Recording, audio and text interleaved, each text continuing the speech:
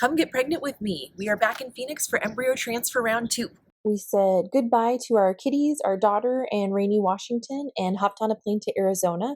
We chose to do IVF out of state because of the lower cost. If you're interested in learning more about that, I made a video about it. I will link it above. My aunt picked us up from the airport and we picked up some pho soup for dinner on the way home. I'm trying to eat and drink lots of hot soups and hot beverages at the advice of my acupuncturist, who says you need to keep your womb warm to grow a baby. We ate a quick dinner and lit the menorah with our daughter over FaceTime before heading to bed early.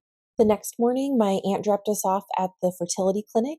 We signed consent forms and headed back to the transfer room after they thawed our embryo. With our first transfer, they actually had me wait in the waiting room for an extra 15 to 30 minutes before going back for my embryo transfer, just because they said the embryo was slow to wake up, meaning that after they thawed it, they wanted to see the cells expanding again, and it took a while for that to happen.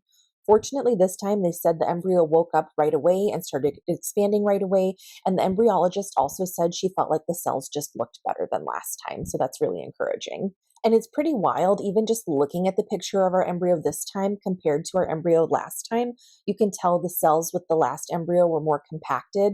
And with this embryo, they just look bigger, fuller, rounder. They're taking up more space in the embryo. The nurse then came in and checked my bladder to make sure it was really full before the embryologist and my reproductive endocrinologist also came in, and they checked my name and date of birth against my husband's name and date of birth against the information they have for the embryo, just to make sure they're transferring the correct embryo. Next, my reproductive endocrinologist placed a speculum in my vagina so he could visualize my cervix and cleaned it off, and then fed a long, skinny plastic catheter into my cervix, into my uterus that they were going to feed the embryo through. That part was a little bit uncomfortable, but I wouldn't say that it was painful. The actual embryo transfer is really quick. It looks like a flash of light on the ultrasound, which just feels really appropriate since we're doing this during Hanukkah, and Hanukkah is the festival of lights and a season for celebrating miracles. The embryologist then took the catheter back into the lab so she could look at it under the microscope, just to make sure that the embryo actually made it into my uterus and wasn't left somewhere stuck in the catheter. After she gave the all clear, my reproductive endocrinologist took the speculum out and they dimmed the lights and left my husband and I in the room for about 10 to 15 minutes just to lay flat before we were able to get up and leave. And this was also a big difference from last time. Last time I was by myself.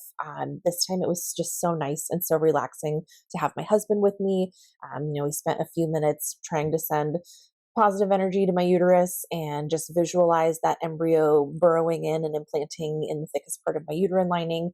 But then my husband had also saved a whole bunch of memes for me on his phone, just because there was a study that found that couples who laughed after embryo transfer had dramatically higher successful implantation rates. And so we were just cracking up. We were just laughing really hard in the transfer room until it was time to get up and leave. And then after 15 minutes were up, I was able to get up and empty my extremely full bladder.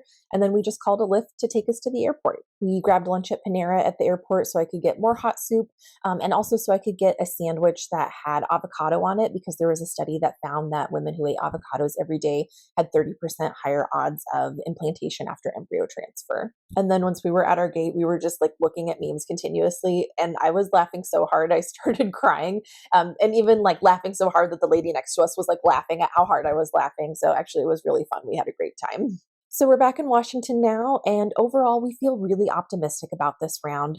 A few things that are different, not only the better looking embryo, but also we've added some more medications this time to help fight inflammation. So I'm taking prednisone, which is a steroid, to combat any inflammation in my body, and I'll continue that until we see a heartbeat on ultrasound.